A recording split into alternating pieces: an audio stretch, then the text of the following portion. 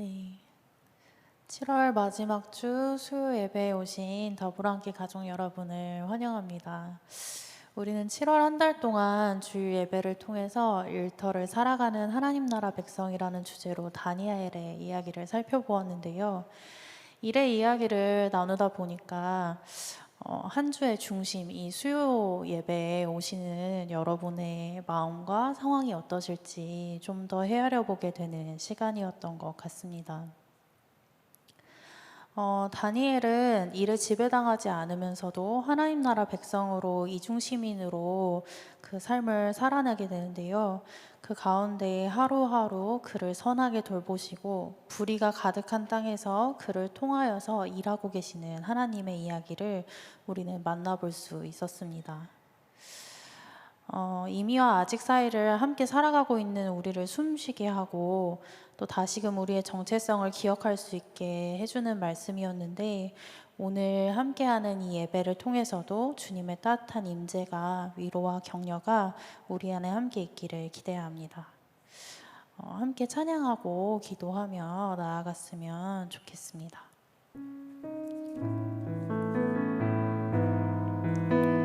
우리와 함께 하시는 주님의 고백하며 나아가면 좋겠습니다.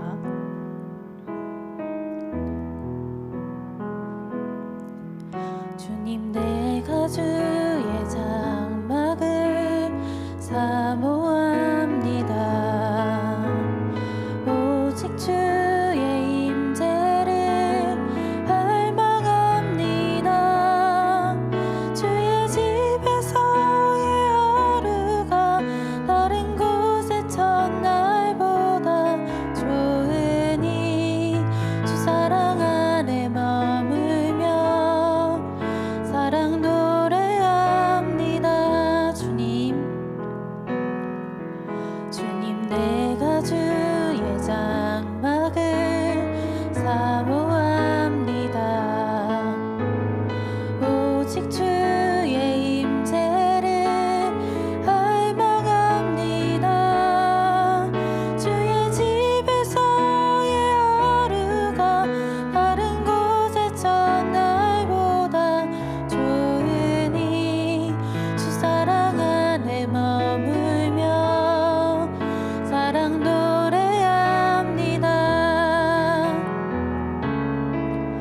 나의 평생에 단 한 가지 소원, 주의 아름다우심 보며 사랑 노래하는 것. 나의 왕 되신 주님의 얼굴 구하며 주 사랑 안에 머물러 사랑 노래합니다. 우리 다시 한번 처음부터 찬양했으면 좋겠습니다. 여러분이 예배하고 있는 그 예배의 자리가 주님께서 펼치시는 장막 아래에 있다고 상상하며 찬양했으면 좋겠습니다. 주께서 우리와 함께 하실 때 우리가 이 고백으로 주님을 사모한다고, 주님의 얼굴을 구한다라는 고백으로 나아갔으면 좋겠습니다. 한 번만 더 찬양하도록 하겠습니다. 주님, 내가 주의 장막을 사모합니다. 오직 주의 임재를 갈망합니다. 주의 집에서의 하루가 다른 곳의 첫날보다 좋으니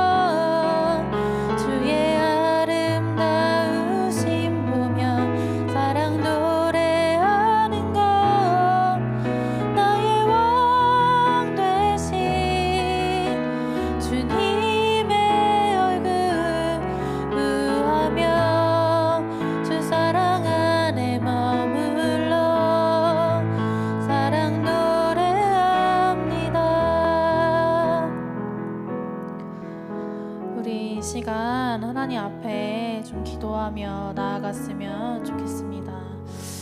말씀을 듣기 전에 하나님 앞에 우리의 한 주간의 삶을 올려드리고 지금 우리의 상태를 주님 앞에 정직한 언어로 고백하며 나아갔으면 좋겠습니다. 주님의 장막을 사모하며 나아가는 이들에게 하나님은 우리를 품어주시고 또한 우리의 마음을 헤아리시며 우리의 기도를 꾸짖지 않으시는 따뜻한 품으로 함께 해주실 것입니다.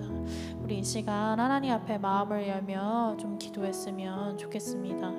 우리가 분주한 삶의 일상 속에서 다시금 하나님을 바라볼 수 있도록 오늘 예배 가운데 말씀을 들으며 또 나아갈 텐데 그 가운데 우리에게 하나님을 바라볼 수 있는 시선을 더해달라고 우리 자신을 놓고 이 시간 함께 기도했으면 좋겠습니다. 기도하겠습니다.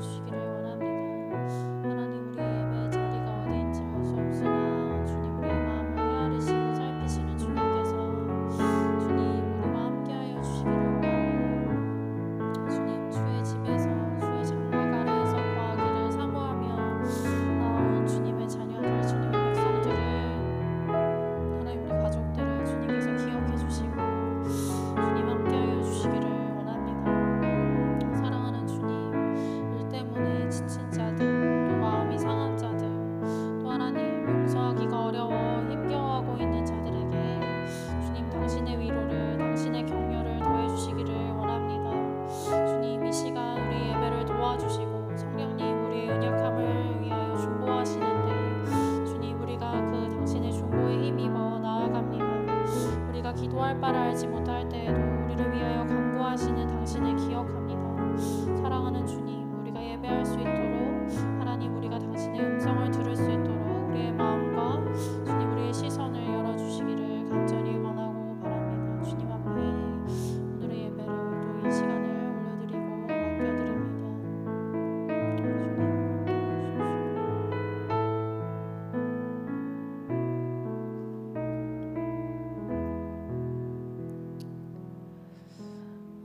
사랑하는 주님, 우리가 우리 자신을 위하여 어떻게 기도해야 하는지 그 방법을 모를지라도 우리를 위하여 중보하시는 당신을 힘입어 우리가 이 예배 앞으로 나아갑니다. 하나님, 우리의 마음을 어루만져 주시고 또 다친 마음이 있다면 그 마음을 열어주시고 또 지친 자들이 있다면 주님께서 위로하시고 격려해 주시기를 간절히 원합니다. 예수님의 이름으로 기도드렸습니다. 아멘. 네, 오늘은 시편 87편 말씀을 함께 묵상하며 좀 나아가려고 하는데요. 노래하고 춤추며 살아가는 삶이라는 이야기로 함께 나아가면 좋겠습니다. 네, 먼저 노래 이야기를 좀 해보려고 하는데요. 여러분은 하루 중에 노래를 하시는 시간이 있으신가요? 노래를 부르는 걸 굉장히 좋아하는 청년들이 제 주변에 있는데 이 청년들과 만나면 노래방을 가자고 항상 저에게 요청하곤 합니다. 근데 사실 저는 그렇게 노래방에 가서 뛰고 춤추고 노는 걸 별로 좋아하는 사람은 아니라서 그 상황이 좀 당혹스럽기는 하지만 노래를 듣거나 노래를 흥얼거리게 될 때는 참 많이 있는 것 같습니다.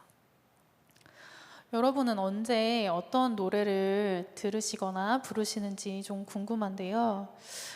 샤워하면서 노래를 부르시는 분들도 있고 출퇴근길에 노래를 들으면서 출근을 하거나 퇴근을 하시는 분들도 있는 것 같습니다.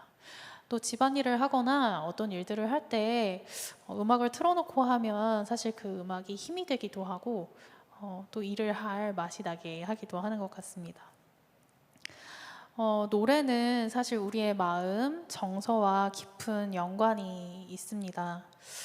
저는 개인적으로는 비가 오는 날을 좋아하기는 하는데 대부분 비가 오면 많은 분들은 좀 가라앉는 마음을 느끼시는 것 같아요. 그래서 맑은 날에 비해서 비가 올 때는 약간 묵직한 선율의 음악을 듣거나 아니면 조금 슬프고 서정적인 음악을 듣게 되는 것 같습니다. 반대로 기분이 좋을 때는 템포가 느린 음악보다는 빠른 리듬감의 경쾌한 음악을 듣기도 하고 스트레스를 받을 때는 시원하게 내지르는 락을 듣기도 합니다. 저는 원래 조용한 음악을 좋아하는데 최근에 이 락의 매력에 빠지고 있습니다.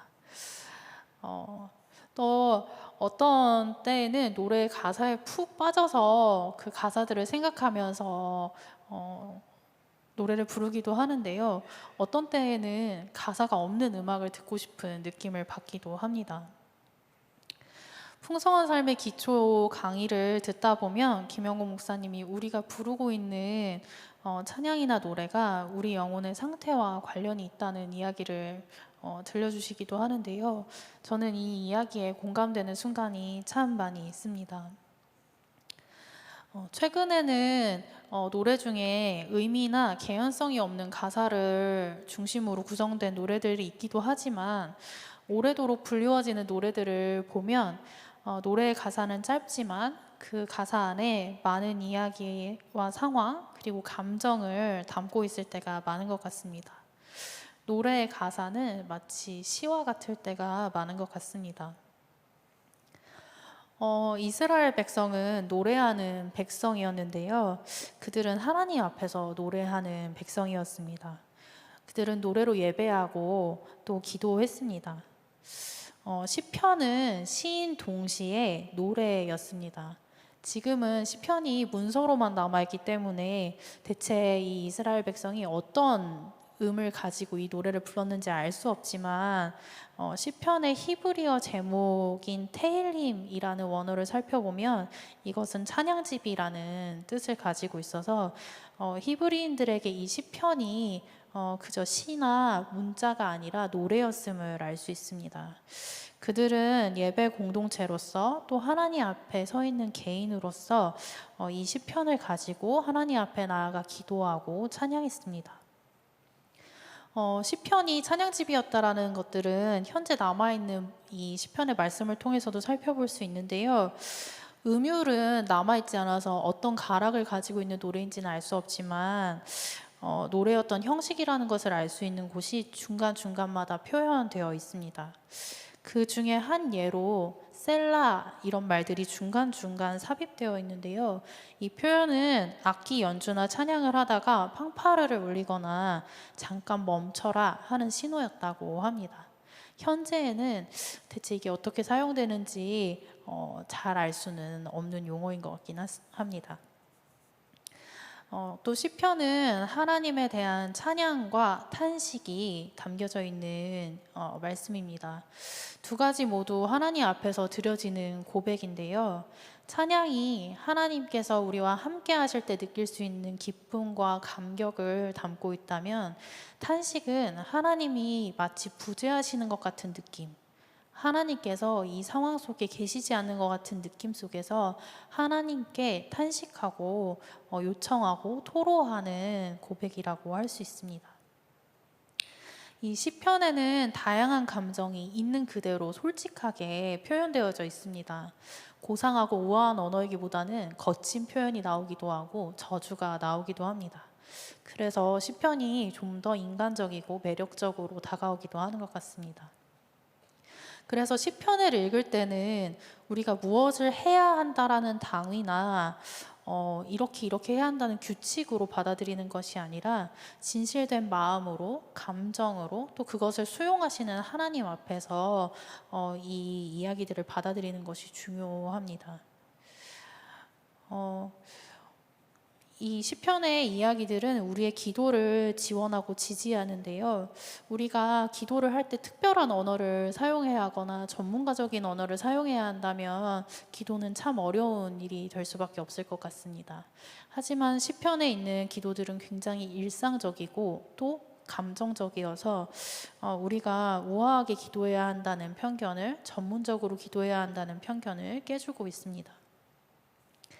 이 시편은 또 여러 시인들이 저마다 다른 시대에 쓴 글의 모음이기도 한데요. 오늘 우리가 살펴볼 시편 87편을 포함해서 많은 시편들은 사실 바벨론 포로기에 지어진 시편이라고도 할 수 있다고 합니다. 150편으로 구성되어 있는 시편은 주제에 따라서 5권으로 분류가 되는데 1절에서 1편부터 41편이 1권, 42편부터 72편이 2권, 73편에서 89편이 3권, 90편에서 106권이 4권, 마지막으로 107에서 150권이 5권이라고 할 수 있습니다. 우리가 볼 시편은 제3권에 속하는 시편이고요. 이 3권은 바벨론에 의한 남왕국 유다의 멸망 이후에 하나님께서 다스리시는 시온, 하나님의 임재를 그리워하는 마음이 가득히 담겨져 있는 시편입니다. 시편 말씀을 살펴보다 보면 표제가 붙어 있는 것을 보실 수 있는데요. 3장을 예를 들어서 설명을 드리면 이른 아침 기도하고 나서 다윗이 아들 압살롬에게 쫓길 때에 지은 시라고 적혀진 부분들을 볼 수 있습니다. 이것이 바로 표제인데요. 여기에서 이 표제는 이 시를 지은 사람이 다윗인 걸 알려줄 뿐만 아니라 이것을 가지고 예배하고 찬양해야 했던 사람들의 입장에서는 다윗 왕의 입장이 돼서 그 사람이 처한 상황에서 이 시와 이 노래를 불러야 하는구나를 알려주는 표지이기도 했습니다. 그렇기 때문에 오늘의 시편을 읽어나갈 때에도 이 표제의 부분을 잘 살펴보시는 것이 중요할 것 같아요. 그래서 오늘은 말씀을 읽기 전에 이 시편 87편에 있는 표제에 대해서 간단하게 설명해 드리려고 합니다. 시편 87편에도 표제가 달려 있는데요. 고라 자손의 찬송시라고 적혀져 있습니다. 다윗은 굉장히 익숙한데 고라 자손은 누구인지 알고 계신가요? 고라 자손은 다윗만큼은 아니지만 시편을 쓰는 중요한 저자 중에 한 명이었습니다. 고라는 레위 지파 한 가문의 출신이었는데요. 주님의 성만기를 맡아서 했던 사람입니다. 근데 여기에 있는 이 고라는 사실 모세와 아론의 권위에 반역을 했다가 땅이 갈라져서 하나님의 진노하심으로 멸망을 받은 집안의 사람입니다. 하지만 이 고라 자손이 완전히 멸망되지는 않아서 그 세 아들들은 살아남게 되었는데요. 살아남은 이 고라 자손들은 계속해서 성막과 성전에서 악사, 노래와 관련된 일을 하거나 문지기로 섬겼다고 합니다. 다윗과 함께 시편의 주요한 저자라고 설명을 드렸는데 이 고라 자손이 지은 시편은 시편 42편, 44편부터 49편, 84편, 85편, 그리고 87편, 88편이 해당합니다. 앞선 84편의 시편을 들여다보면 고라 자손이 주님의 집에서 보내는 하루가 다른 곳에서 첫날보다 낫다고 말하면서 악인의 장막에서 살기보다는 하나님 집에 문지기로 사는 것이 좋다고 이야기하는 것을 볼 수 있습니다.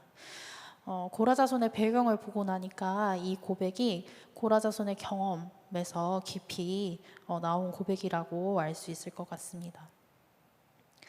이 고라 자손들은 이 시편에서 시온산의 영광을 특별히 노래하고 있는데요. 이 시온은 어디일까요? 네, 뒤에서 더 살펴보겠지만 이 시온은 하나님께서 임재하시는 곳, 하나님께서 거하시는 처소, 성전, 통치하시는 곳, 그래서 하나님 나라나 오늘날의 교회, 새로운 예루살렘으로 해석될 수 있습니다.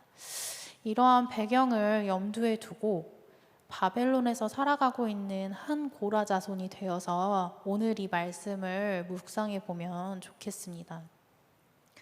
함께 말씀을 한번 읽어볼 텐데요. 시편 87편의 말씀을 천천히 함께 읽어나가면 좋겠습니다. 시온산의 영광, 고라 자손의 찬송시. 그 터전이 거룩한 산 위에 있구나. 주님은 시온의 문들을 야곱의 어느 처소보다 더욱 사랑하신다.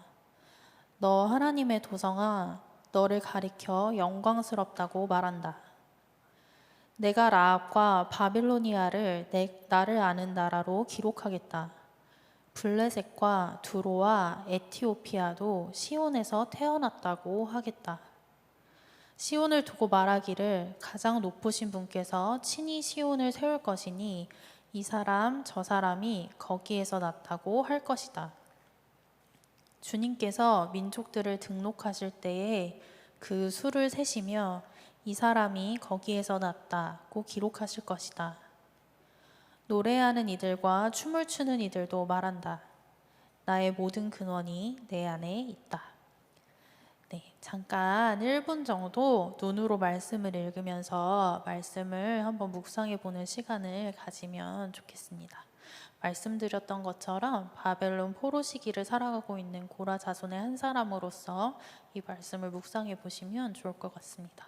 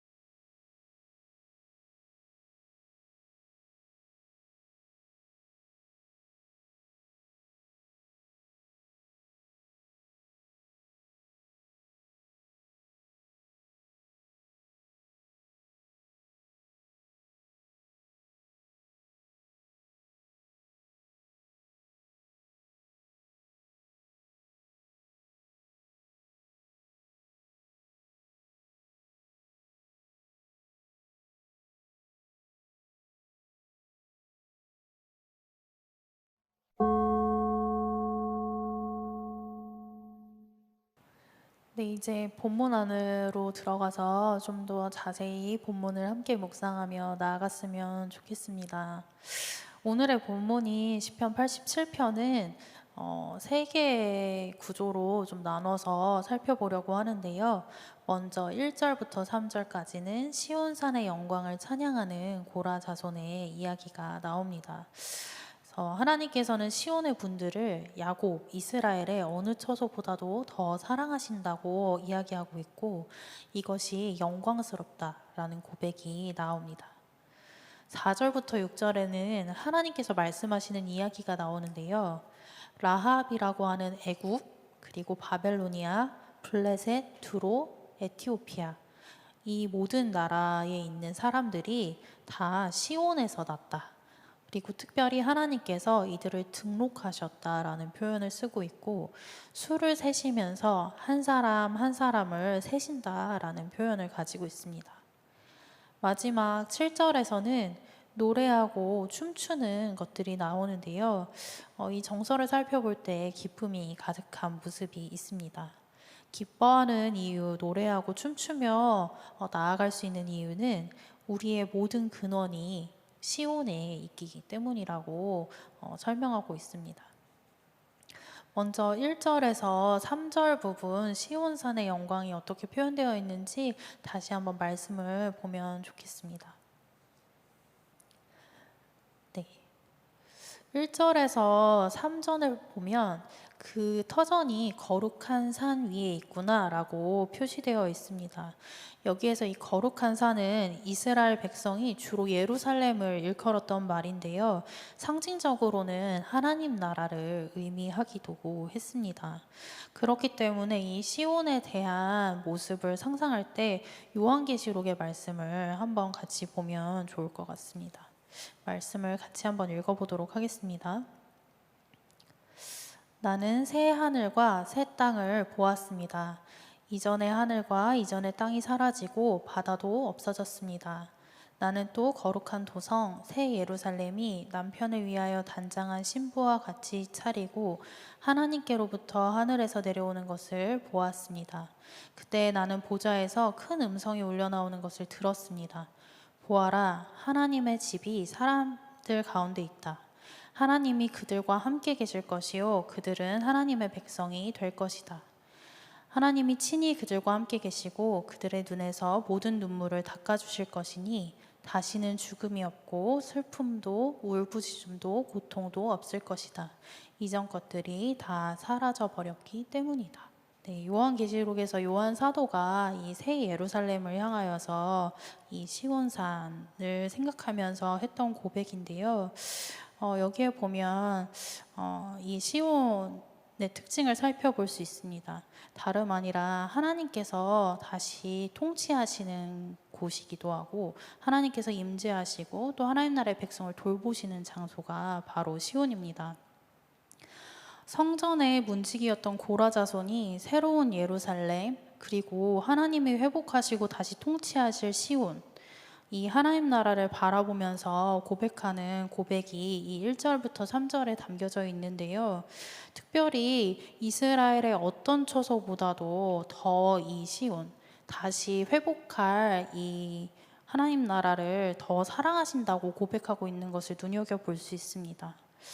고라 자손은 성전을 그리워만 했던 것이 아니라 다시 회복될 이 성전이 이스라엘의 그 어떤 처소들보다도 더 하나님의 사랑과 임재가 깃드는 곳일 것이라고 생각했던 것 같습니다.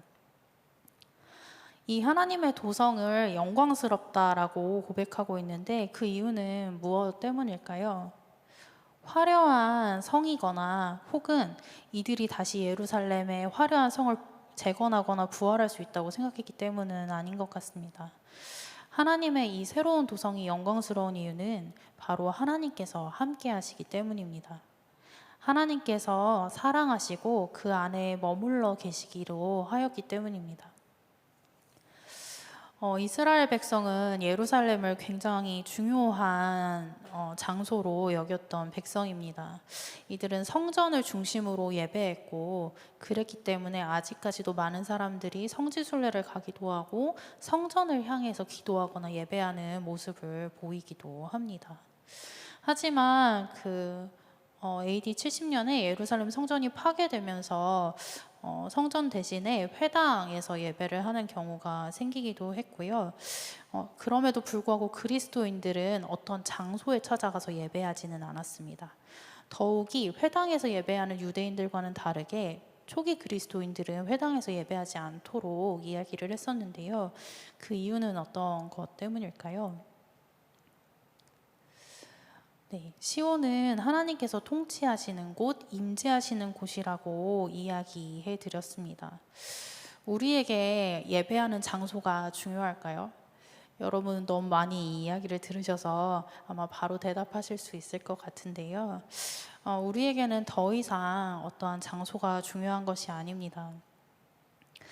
성전이 파괴되고 바벨론에서의 시간을 보내면서 고라 자손이 새롭게 생각했던 성전은 하나님께서 함께 하시는 성전이었는데요. 이 성전이 어떠한 모습으로 오늘날 우리에게 있는지 우리는 말씀을 통해서 다시 살펴볼 수 있습니다. 고린도전서 3장 16절 말씀인데요. 제가 읽어드리도록 하겠습니다. 여러분은 하나님의 성전이며 하나님의 성령이 여러분 안에 거하신다는 것을 알지 못합니까? 또 히브리서 3장 6절에는 이렇게 이야기하고 있는데요. 그리스도는 하나님의 집을 맡은 아들로서 그와 같이 하셨으니 우리가 소망의 확신과 자랑을 굳게 잡고 있으면 우리는 그의 집이라. 이 두 말씀에서 엿볼 수 있듯이 하나님의 임재는 더 이상 어떤 장소에 있는 것이 아닙니다. 하나님을 믿는 백성, 그리스도를 주로 고백하는 백성들에게 그 자체가 성전이 됩니다. 그래서 우리는 언제 어느 곳에서나 예배할 수 있습니다. 하나님의 임재를 사모하며 이 시온을 사모했던 고라 자손들과 같이 일상 속에서 예배할 수 있게 된 것이죠. 이것이 가능했던 이유에 대해서 우리가 지난 시간 내내 살펴보았던 히브리서에서는 그 이유를 설명하고 있는데요. 이 말씀은 우리가 함께 같이 읽어보았으면 좋겠습니다. 히브리서 9장 11절 12절 말씀입니다.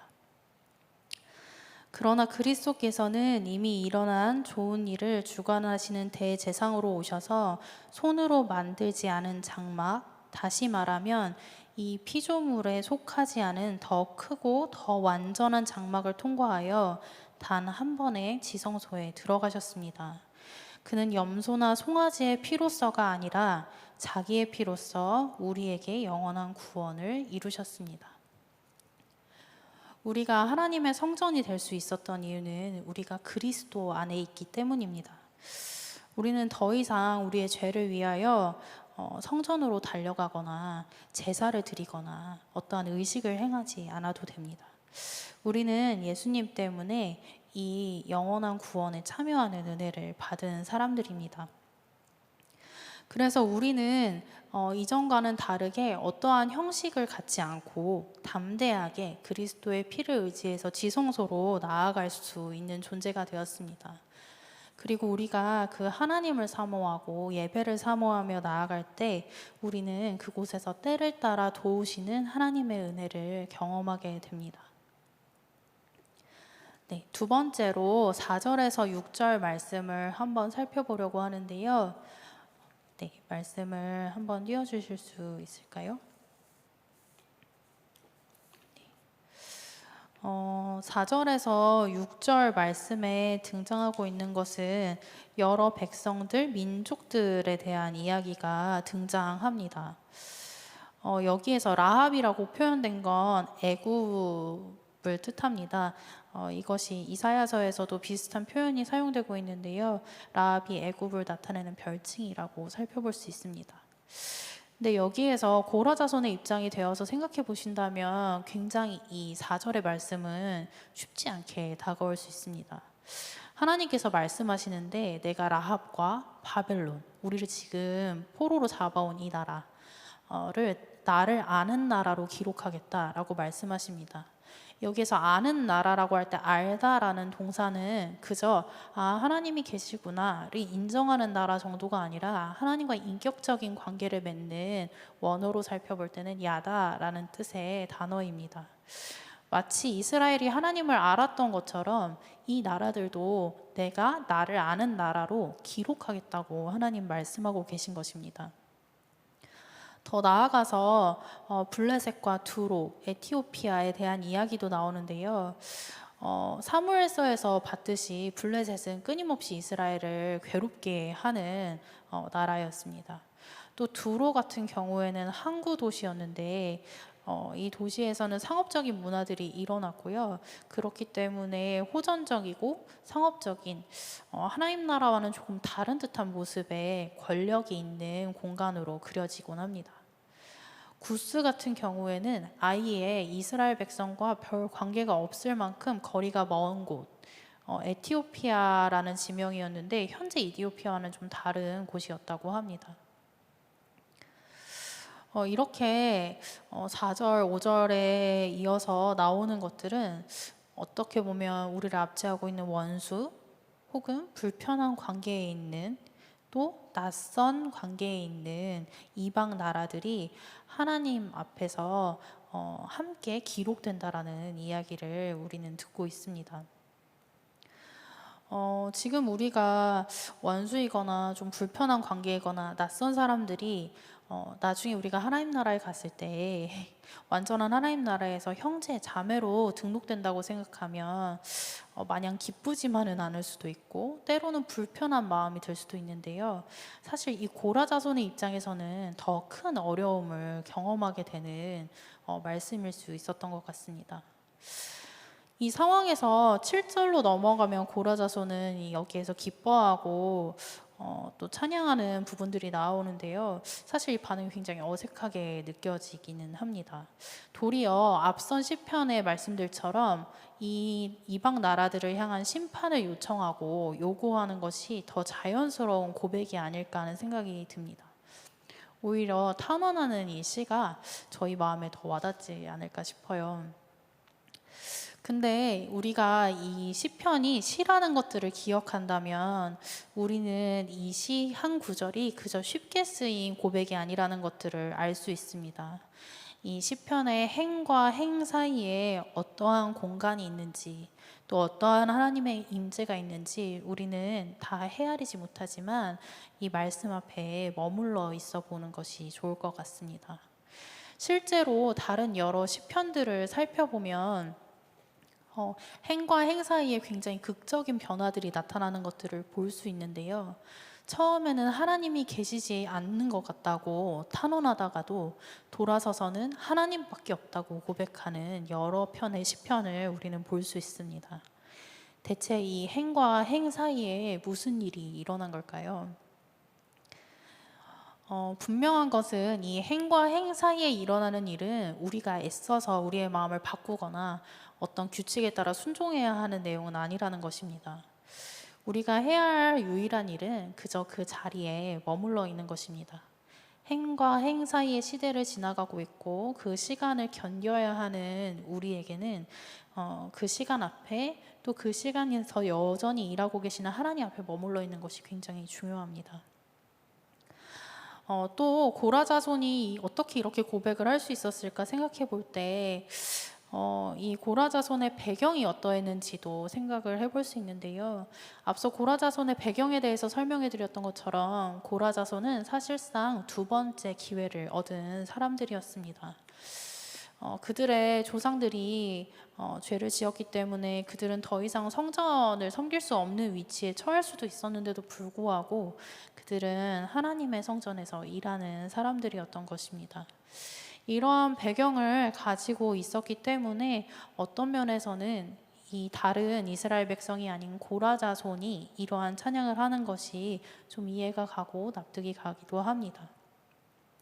다만 블레셋이라는 사람들 국가 그리고 바벨론이라는 국가, 이 엄청난 불의와 압제가 있는 국가 그대로가 아니라 이러한 마음으로 이 말씀을 바라보았을 것 같아요.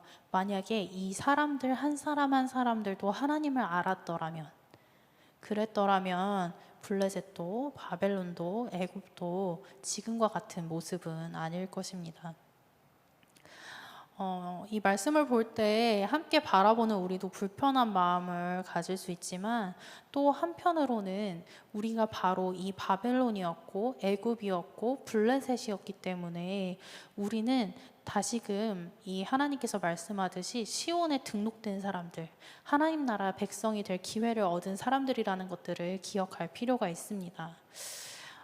에베소서 2장 11절에서 19절 말씀을 함께 읽어볼 텐데요.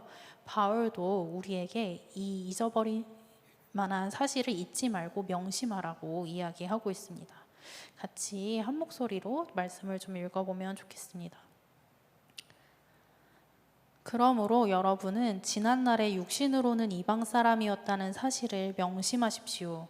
손으로 육체에 행한 할례를 받은 사람이라고 뽐내는 이른바 할례자들에게 여러분은 무할례자들이라고 불리며 따돌림을 당했습니다.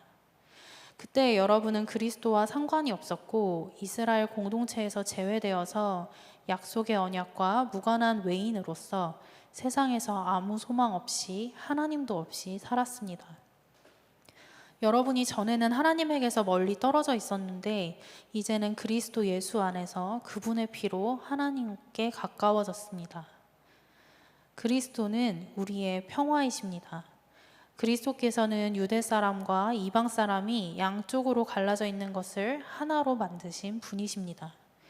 그분은 유대 사람과 이방 사람 사이를 가르는 담을 자기 몸으로 허무셔서 원수된 것을 없애시고 여러 가지 조문으로 된 계명의 율법을 폐하셨습니다. 그분은 이 둘을 자기 안에서 하나의 새 사람으로 만들어서 평화를 이루시고 원수된 것을 십자가로 소멸하시고 이 둘을 한 몸으로 만드셔서 하나님과 화해시키셨습니다. 그분은 오셔서 멀리 떨어져 있는 여러분에게 평화를 전하셨으며 가까이 있는 사람들에게도 평화를 전하셨습니다. 이방 사람과 유대 사람 양쪽 모두 그리스도를 통하여 한 성령 안에서 아버지께 나아가게 되었습니다. 그러므로 이제부터 여러분은 외국 사람이나 나그네가 아니요 성도들과 함께 시민이며 하나님의 가족입니다. 네, 이 말씀에서 볼 수 있듯이 우리가 바로 이 기회를 얻은 사람들입니다. 원수가 되었다가 그리스도께서 허락하신 평화로 인해 하나님과 화해한 사람들입니다.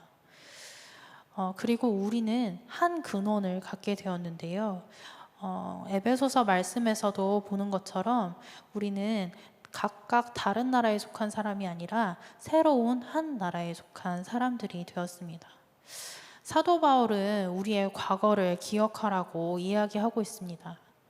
고라 자손도 용서받아 두 번째 기회를 얻었지만 우리도 하나님의 크신 사랑 안에서 도저히 해결할 수 없었던 원수된 것들을 해결받고 하나 된 사람들입니다.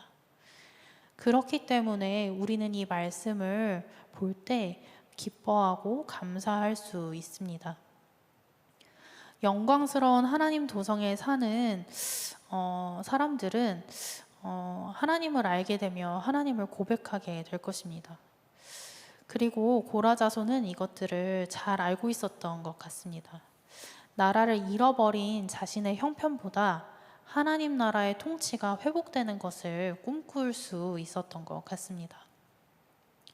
하나님께서는 이 나라 저 나라에 있는 사람을 한 사람 한 사람 손수 등록하시고 그 숫자를 세십니다.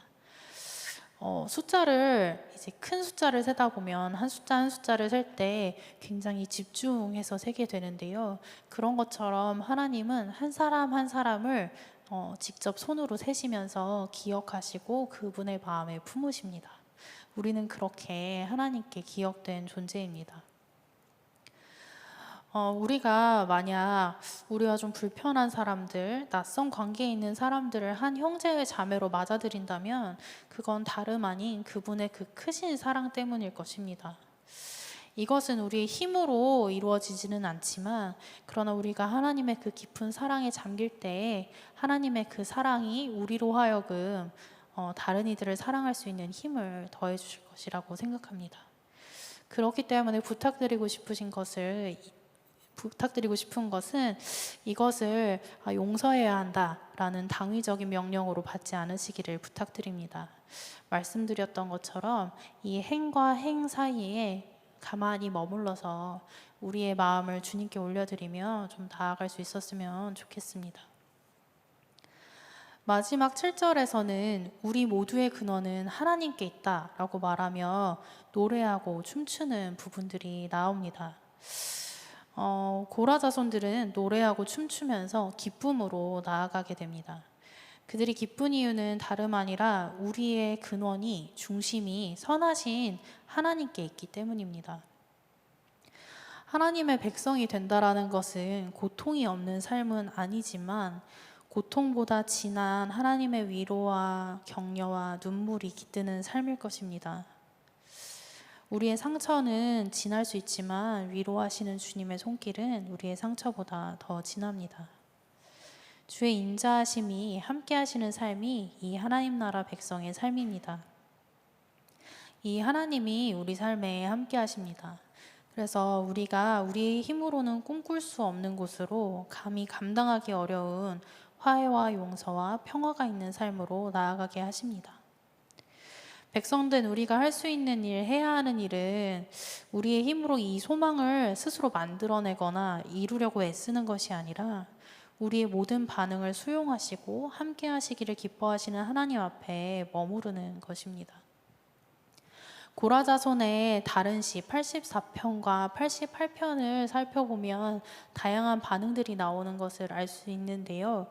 84편 같은 경우에는 주님의 임재를 간절히 사모하는 오늘 불렀던 찬양의 이야기와도 같은 고라 자손의 고백을 들을 수 있고 87편에서는 좀 더 확장돼서 다른 이 모든 이방 나라들 심지어 나를 압제하고 있는 이 세상조차도 하나님을 알게 될 것이고 하나님을 아는 백성들이 모인 시온에서 우리는 함께 하나님을 노래하게 될 거야 라고 꿈꾸는 부분들도 나옵니다. 하지만 이어지는 시편 88편을 살펴보면 이 88편의 말씀이 어둠 그 자체로 슬픔 그 자체로 머무른 채 마무리되는 것들을 살펴볼 수도 있는데요. 제가 그 마지막 구절만 읽어드리도록 하겠습니다. 시편 88편의 말씀인데 주님께서 내 사랑하는 사람들과 이웃을 내게서 떼어놓으셨으니 오직 어둠만이 나의 친구입니다. 시편 88편은 반전이 없는 시입니다. 괴로움과 슬픔과 탄식이 가득한 시이죠. 하지만 그럼에도 불구하고 하나님께서는 이 시편을 하나님의 말씀으로 기록해 주셨습니다. 그것은 어떠한 의미일까요? 바로 하나님께서 이러한 우리의 마음과 정직한 상태를 있는 그대로 수용하신다라는 것입니다. 때로는 오직 어둠만이 우리의 친구인 것처럼 우리가 느끼고 이 영광스러운 시온을 꿈꾸지 못하는 상태에 있는 것 같을지라도 하나님께서는 우리의 기도를 받으십니다. 그리고 아까 읽었던 계시록 말씀에서 나오는 것처럼 하나님께서는 우리의 하나님이 되시며 친히 우리와 함께하기를 기뻐하시고 또 우리의 눈에서 모든 눈물을 닦아주실 것입니다. 그래서 다시는 죽음이 없고 슬픔도 울부짖음도 고통이 없는 하나님 나라가 완전히 도래할 이날을 우리는 소망하며 살아갈 수 있게 될 것입니다. 우리 모두는 이중 시민으로서 참 고단한 삶을 살고 있습니다. 그러나 이러한 고단함을 우리만 느꼈던 것이 아닙니다. 오늘 시편의 저자였던 고라자손들도 그랬습니다. 고라자손이 어려울 때나 어둠 속에 있을 때나 또 하나님의 임재를 간절히 바랄 때나 또 하나님의 영광을 꿈꾸며 바라보게 될 때나 동일하게 한 것은 다름 아닌 하나님 앞에 서는 것이었습니다. 시편의 언어들은 때로 거칠고 때로 우울하고 때로 슬픔에 잠식되어 있는 것처럼 보이지만 그러나 그들이 하나님 앞에 있었다는 것을 우리는 기억해야 합니다. 우리가 그 하나님 앞에 머무를 때에 우리는 하나님 나라 백성으로 노래하며 살아갈 수 있을 것입니다. 사랑하는 더불어 함께 가족 여러분, 이렇게 이 시편의 말씀들처럼 때로는 울고 웃으며 함께 노래하고 함께 춤추며 살아가기를 기대하고 바랍니다. 오늘 여러분의 삶에는 어떠한 노래로 하나님께 나아가야 할지 한번 생각해 보시면 좋을 것 같습니다. 우리 아까 했던 찬양을 다시 하기 전에 잠깐 이 들었던 말씀을 가지고 묵상할 텐데요. 잠시 하나님의 임재를 구하며 우리의 상태가 어떠하든 우리의 감정이 어떠하든 그 하나님 앞에 주님의 임재를 간구하고 찬양하는 노래로 함께 나아갔으면 좋겠습니다. 잠깐 1분 정도만 말씀 앞에 머무르고 기도하는 시간 갖겠습니다.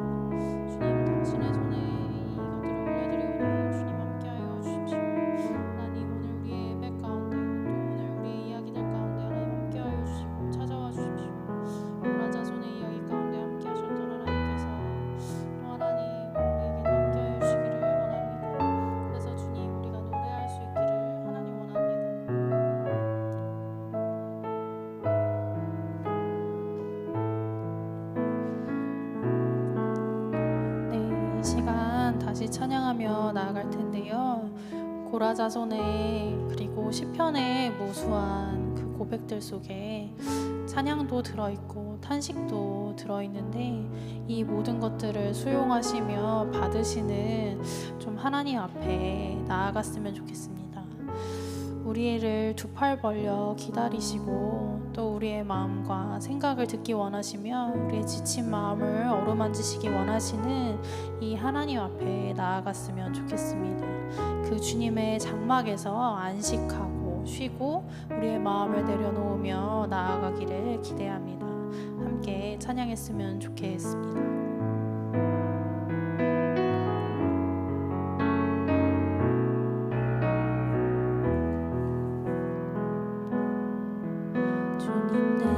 주의 장막을 사모합니다. 오직 주의 임재를 갈망합니다. 주의 집에서의 하루가 다른 곳의 첫날보다 좋으니 주 사랑 안에 머물며 사랑 노래합니다. 주님 내가 주의 장막을 사모합니다. 오직 주의 임재를 갈망합니다.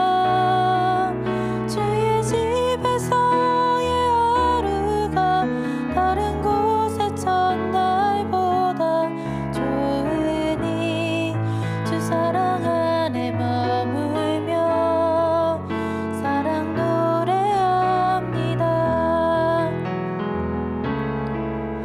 나의 평생에 단 한 가지 소원 주의 아름다우심 보며 사랑 노래하는 것 나의 왕 되신 주님의 얼굴 의하며 주 사랑 안에 머물러 사랑 노래합니다. 나의 평생에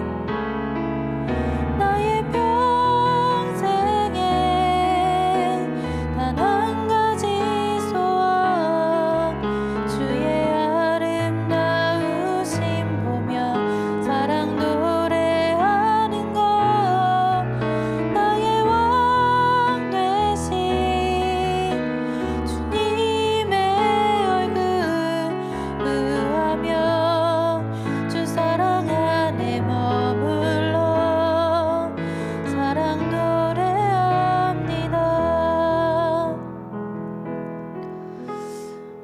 사랑하는 더불어 함께 가족 여러분, 우리가 이 하나님의 장막 안에 거하는 것을 사모하는 이유는 무엇입니까?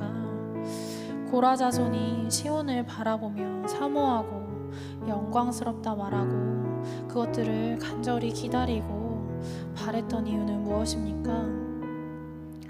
그것은 다름 아니라 그 가운데 하나님께서 우리를 기다리시고 우리를 찾고 계시기 때문입니다. 우리 이 시간 이 장막 안으로 걸어 들어가면 좋겠습니다. 하나님의 임재가 있는 곳에 또 우리의 마음을 열고 또 우리의 정직한 감정을 토로하며 우리의 고민과 우리의 상황을 그대로 주님께 아뢰며 나아갔으면 좋겠습니다. 찬양도 좋고 탄식도 좋습니다. 다만 하나님 앞에 우리의 이 마음들을 토로하며 나아갔으면 좋겠습니다. 그렇게 정직한 고백으로 주님께 나아가 우리의 상황을 올려드리는 기도를 하면 좋겠습니다. 기도하겠습니다.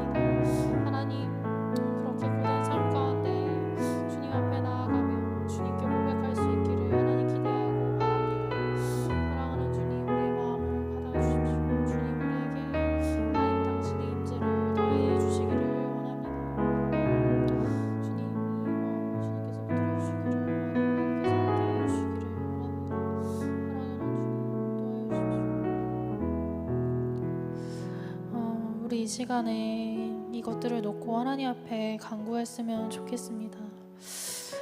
하나님 나라의 꿈 꾸는 것들을 잃어버리신 분이 있습니까? 이것들을 꿈꾸기에 현실의 삶이 너무나도 팍팍해서 또 너무나도 고단하고 어려워서 이 하나님 나라를 꿈꾸며 기도하고 찬양하는 일이 너무 멀게만 느껴지시는 분들이 있습니까? 우리 이 시간 함께 기도하며 예배하며 나아가는 이 순간에 하나님께서 우리와 함께하여 주시고 우리에게 힘을 주셔서 다시금 우리가 하나님께서 통치하시는 삶, 하나님께서 꿈꾸시게 하는 삶, 또 하나님께서 돌보시고 회복하시게 하시는 삶을 꿈꿀 수 있게 해달라고, 우리가 그것을 믿음으로 고백할 수 있게 해달라고 좀 하나님께 간구하고 도움을 요청하며 나아갔으면 좋겠습니다. 우리가 어떻게 기도해야 할지 알지 못할 때, 또 우리가 어떻게 꿈꿔야 할지 가늠하지 못하는 순간들에 하나님께서는 우리에게 당신의 나라를 보여주시고 또한 당신의 나라 안에서 함께 살자고 이야기하시며 새롭게 당신의 꿈을 꾸게 하시는 하나님이심을 고백합니다. 우리 이 시간 이 하나님 앞에 다시 한번 자신의 영혼을 놓고 간구합시다. 다시금 이 하나님 나라를, 하나님과 함께하는 삶을 꿈꿀 수 있게 해달라고 간구했으면 좋겠습니다. 기도하겠습니다.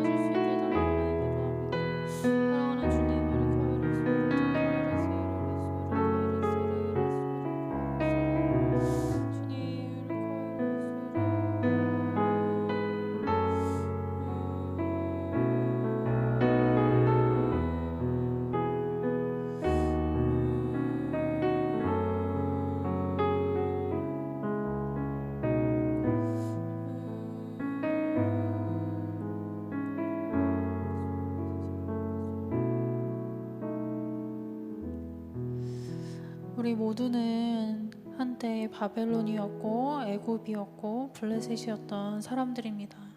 그러나 하나님은 그 크신 은혜로 인하여 그리스도를 우리께서 보내주셔서 믿음으로 말미암아 우리가 아버지를 아버지라고 고백할 수 있도록, 또 하나님의 새로운 가족 공동체 안에 속했다고 고백할 수 있도록, 또 그렇게 지어진 시온을 근원으로 둔 데가 특별한 존재라고 고백할 수 있도록 도와주셨습니다.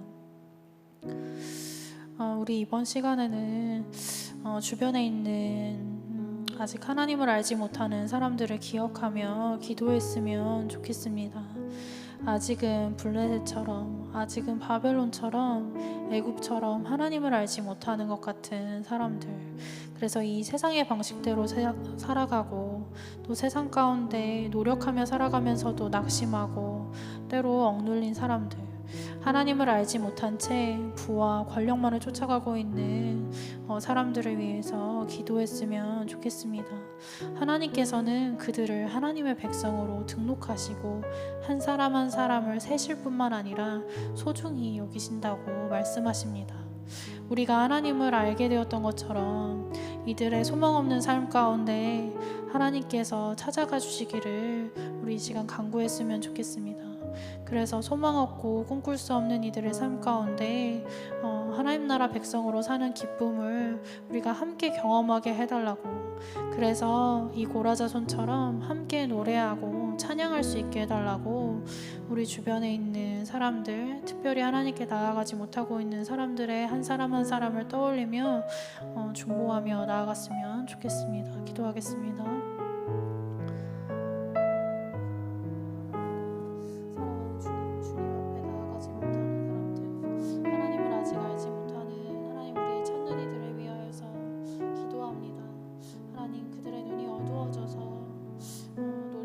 살아가지만 헛된 영광을 꾸며 하나님 살아갑니다. 그러나 하나님, 이들의 삶에 소망이 없지만 하나님을 알아가는 이 삶이 어떠한 소망을 품고 있는 삶인지 우리가 고백하고 알기에 주님, 우리가 이들을 한 사람 한 사람을 주님의 손에 올려드리며 기도하며 나아갑니다. 사랑하는 주님, 제가 이들을 보고 있고 사랑하고 있고 이들을 위하여 간구하고 있는 것을 주님께서 아십니다. 주님, 이들 한 사람 한 사람을 우리의 이름을 불러주셨던 것처럼 아버지께서 불러주시기를 원합니다. 주님, 그래서 언젠가 하나님, 우리가 이들과 함께 주님을 예배할 수 있었으면 좋겠습니다. 하나님, 우리의 가족이, 사랑하는 나의 친구가 주님, 그렇게 주님을 알고 고백하는 한 백성이 될 수 있기를 원합니다. 주님, 우리가 그렇게 한 가족이 되어서 주님의 영광을, 주님의 사랑을 하나님 고백하고 찬양할 수 있었으면 좋겠습니다. 아버지 하나님, 우리의 마음을 어루만져 주시고 주님, 우리를 붙들어 주시기를 원합니다. 주님, 당신의 손에 이 모든 시간들과 또 과정들을 올려드리오니 하나님 함께하여 주십시오. 주님, 도와주시고 붙들어 주시기를 원합니다. 사랑하는 주님, 우리가 그렇게 주님을 예배하며 나아갈 수 있기를 원합니다. 하나님, 여전히 일하고 계신 주님 앞에 이 모든 시간들을 올려드립니다. 하나님, 우리 가운데 일하시고 우리의 삶 가운데 함께 하시며 우리의 눈물을 닦으시는 주님, 고통 가운데 있고 억눌리고 매인 자들을 주님 자유케 하여 주시는 당신의 그 복음의 능력이 오늘 우리로부터 이 성전의 장막으로부터 흘러나갈 수 있기를 하나님 원하고 바랍니다. 주님, 그래서 다니엘이 그러했던 것처럼 우리가 우리에게 살아가고 있는 이 현실 가운데 하나님 나라의 비전을 선포하고 하나님의 사랑과 하나님의 긍휼을 선포할 수 있도록 하나님 인도하여 주시고 붙들어 주시기를 원합니다. 하나님, 그때 세상이 하나님을 알고 또 하나님을 고백할 수 있는 것들을, 그래서 우리가 함께 기뻐할 수 있는 것들을 기대하며 나아갑니다. 사랑하는 주님, 우리를 붙들어 주십시오. 우리의 연약함을 헤아려 주십시오. 주님, 우리의 탄식과 우리의 찬양 모두를 받아주십시오. 그래서 주님 앞에 나아가 고백할 수 있도록 도와주십시오. 주님, 함께 해주십시오.